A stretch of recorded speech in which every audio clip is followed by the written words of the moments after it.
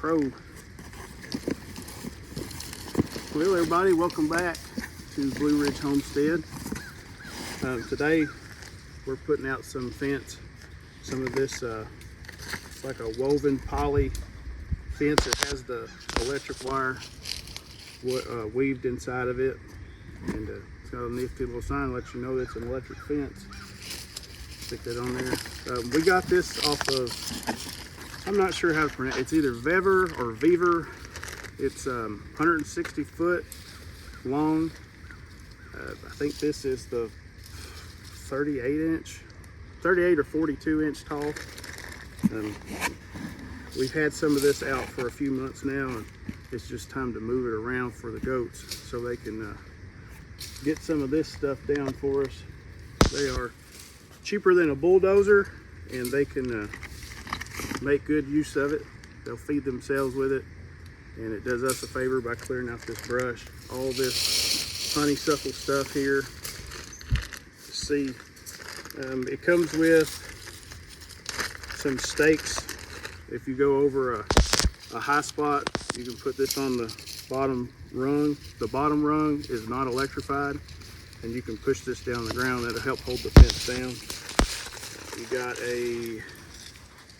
some repair wires, ropes, whatever you want to call them, that have the metal stainless steel wire welded or woven into it.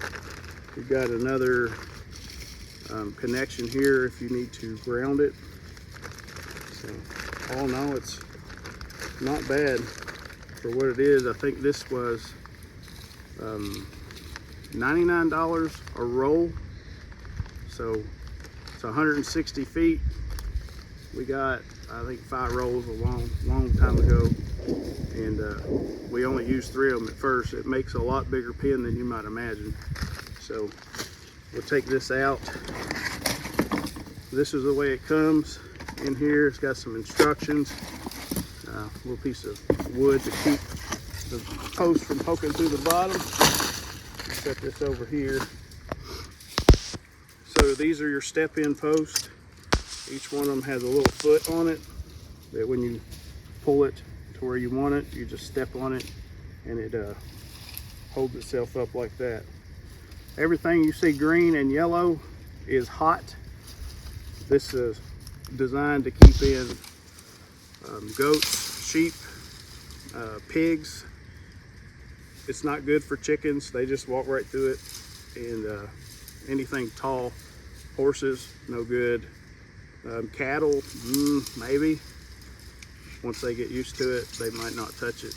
But we'll get this thing unraveled, and we will start putting it up.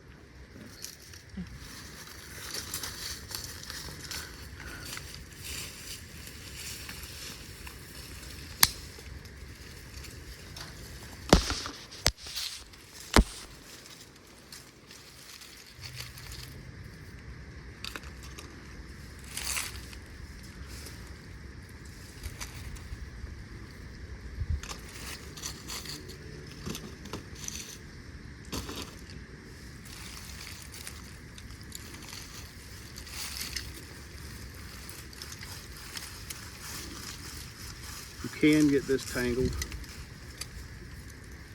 Not real easy. If these black ropes go down around here, that'll start a little tangle that might aggravate you a little bit. Other than that, it's really not bad at all to set out. You just find the end, connect it to the other end. It has these clips right here. So you take this clip, take it back around, this clip and that clip together, and it's all connected. That electrifies this part from this part, or vice versa. One thing I might mention we've had to do in some areas where the fence will sag, we will take these posts, which are I don't know, $1.50, $1.60, something like that. And we will step them in. If it sags down like that, that's not a huge deal. And the goats that we have, they don't mess with it. They know it's hot. But if it bugs you that much, you can step these posts in like so. Watch that vine there, Lewis. Step it in, and then you can hook this in, and it'll hold it up. Which, I mean, makes it more appealing to the eye, but might actually let the rabbits pass under it. One thing we have noticed is that wherever there's a rabbit trail currently, the rabbits will come across, they see this black rope, and they will actually cut it. And that lets the fence kind of swing open, which then means they can get through. It's not a big deal, just damages the fence. If you repair it, they'll come back and cut it again. So you're pretty much just leave it alone until you move the fence, and then actually, you want to clip that. Actually, right there, the one that droops down. this one, Yeah, you might want to clip it a little bit backwards. I'm gonna put it way back here. That way it doesn't droop down and go into the fence without it snowing over time. All these multiflora roses, They're gonna be gone. raspberries, they all gone. Raspberries, blackberry briars that you can't get into to pick blackberries because of the multiflora roses. They'll be dinner for a goat. The goats, they don't mind the thorns. They persevere in it pretty much. They love it. So we're gonna bring the fence right straight through here, towards the buoy there, and then we're gonna head up the hill, and we'll show you how this goes together here shortly.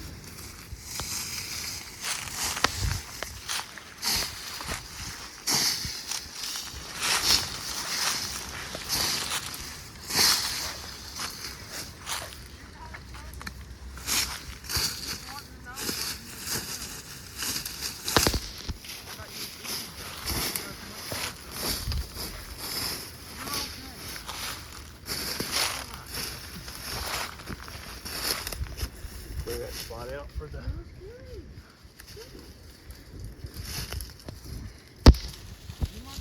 You use these to clip off these little pieces of honeysuckle and such as that. You also use them to cut wire with, which means you carry one tool instead of two. Sometimes that's helpful when you're out here doing stuff like this, to not have two things to keep track of or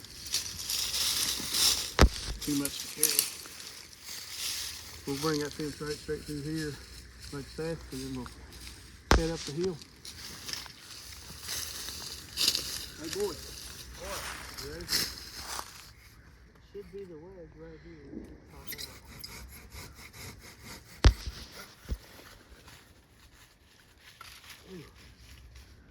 That's probably 10 birds, sucker. Not yet. It's stuck On that branch. All right, get around the other side. Just come and go this way. There you go. Perfect. Alright, come out this way. There you go. Give her a good shake. There you go. That'll work. Well, I mean, we could make a tent right there. We could. Throw a tarp right over it.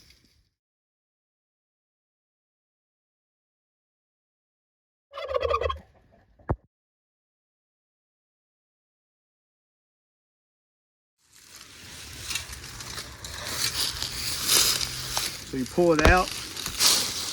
Like I said, these posts, they just step in. If your ground is soft, they'll just push in. Down such as like that.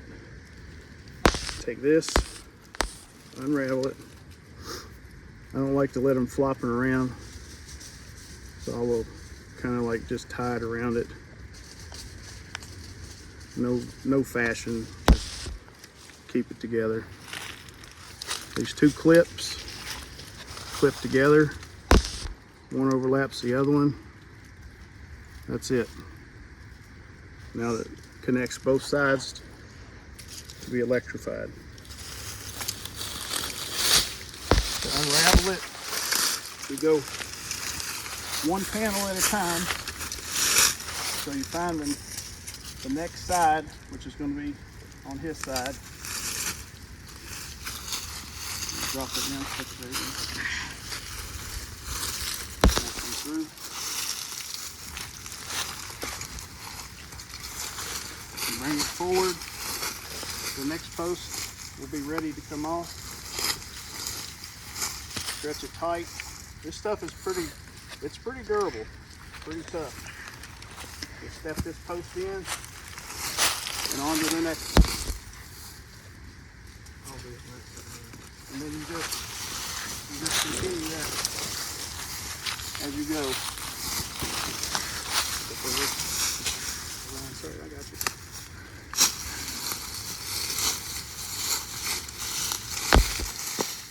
And the next post, like I said, the next post will tell you it'll be connected right to this. It'll be ready to fall off.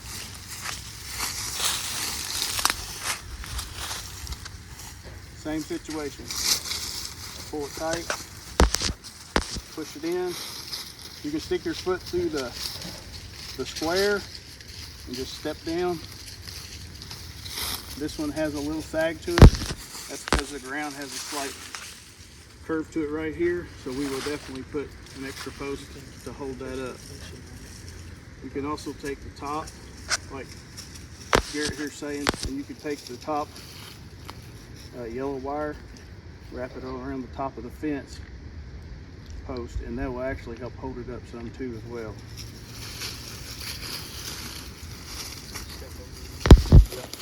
And you just continue on.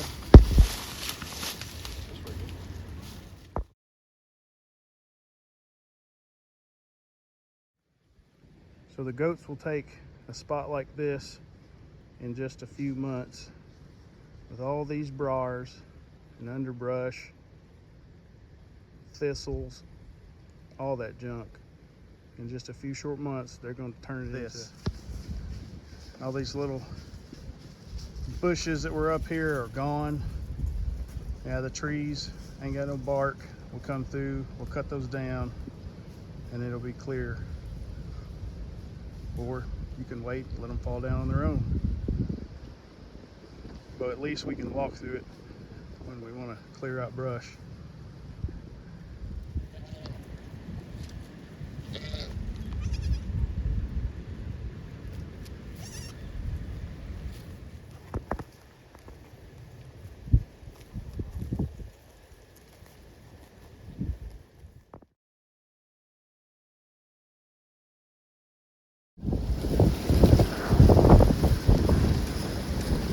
So we got the fence up. We ended up putting out 5 packages of it.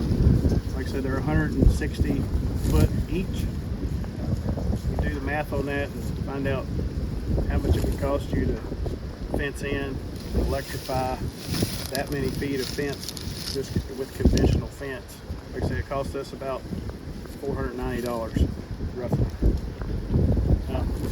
Overall, we've had it out about 3-4 months, and I'm very happy with it. It has kept the goats in, kept predators out. Never had any trouble with it at all. So check it out. Like I said, it's on the Vevor or Vevor. I can't remember exactly how to pronounce it, but it's on their website, and go check it out. Give a shout out to Wilmeth Family Farms here in Cecilia, Kentucky. They want to put us on this. That's what they use for their goats. They have a massive herd. They do a chicken swap over here in Cecilia, and y'all come out and check it out sometime.